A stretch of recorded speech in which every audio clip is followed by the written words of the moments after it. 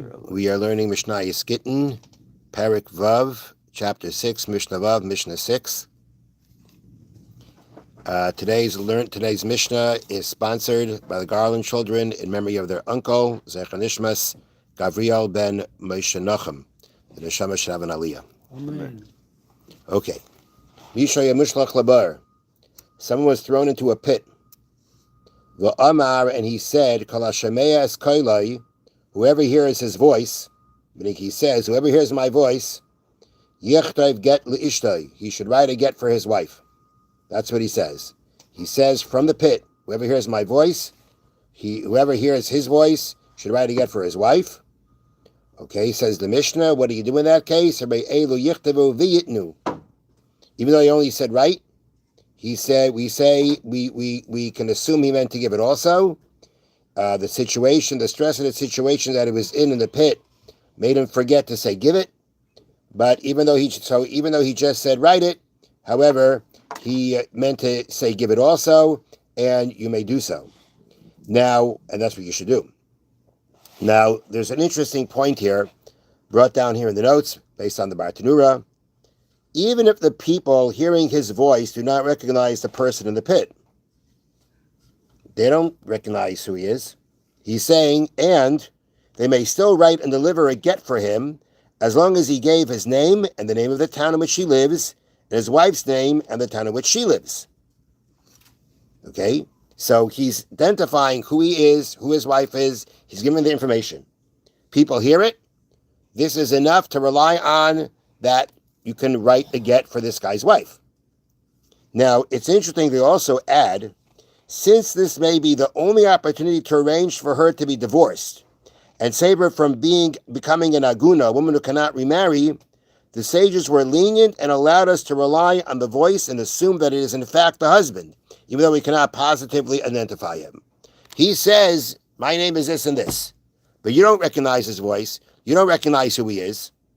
Maybe who says it's him?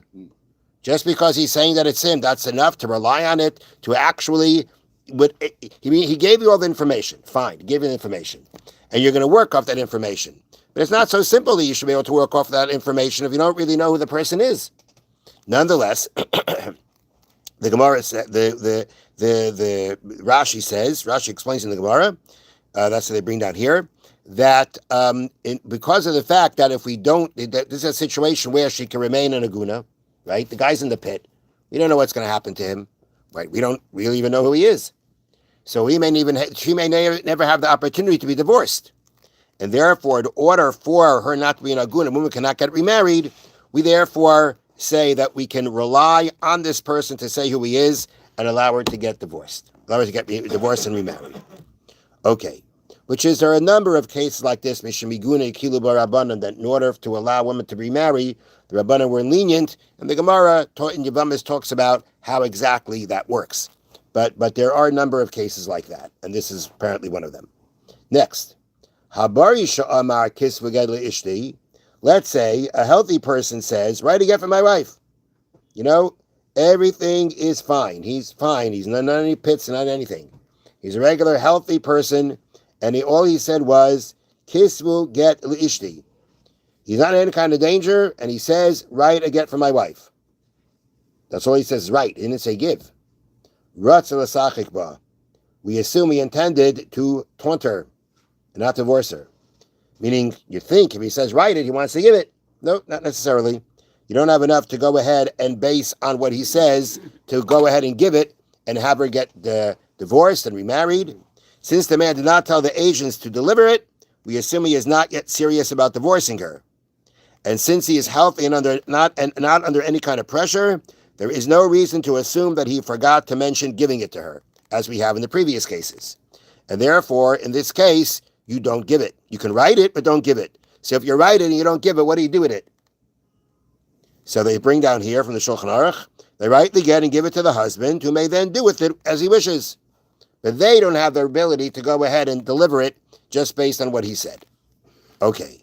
Now, the next case in the Mishnah is similarly going to may be a little bit of a not a contradiction, but we just made a statement. The person is healthy and not under any kind of stress, and he just says right. you can't give the get. But now we're going to have a case of a person who was healthy, but actually may have not been that healthy. And because of that, there will be circumstances where we can go ahead and give the get. So here's the story. Maise babari echad she'amar. It happened, there was one regular, seemingly healthy person who said, Kisvu get li'ishti, write a get for my wife. Okay, at that point, could they go ahead and give the get? No. But the story here is at the end of the day, what they did was, they actually gave the get. They gave the get. They weren't supposed to give the get, but they gave the get. Va'ala l'reish hagag, and the man went to the top of a roof after it was given. V'nafal v'meis, and he fell and he died. Okay, so the way that they lay out the case here is that you're talking about there was a healthy man. The healthy man said to agents, meaning to other people, write a get for my wife.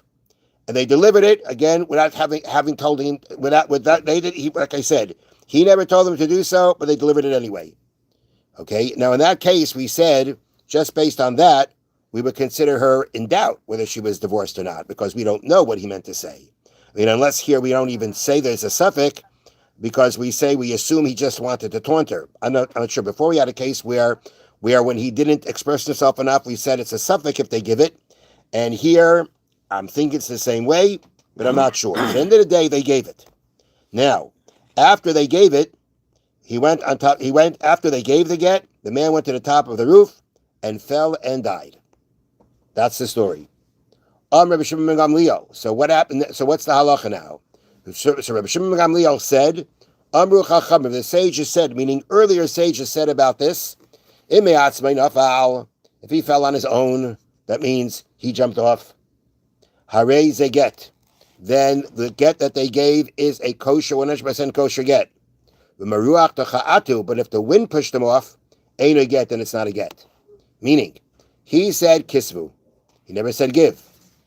But now, later on, something happened that may make us think, well, maybe he wasn't okay. Meaning when he said kisvu, right? Since shortly afterwards, he killed himself. So we can that may be basis to say that even when he said kisvu, even when he said write it, there were things going on in his mind. He was under stress. He meant to say give it because he was planning on doing this.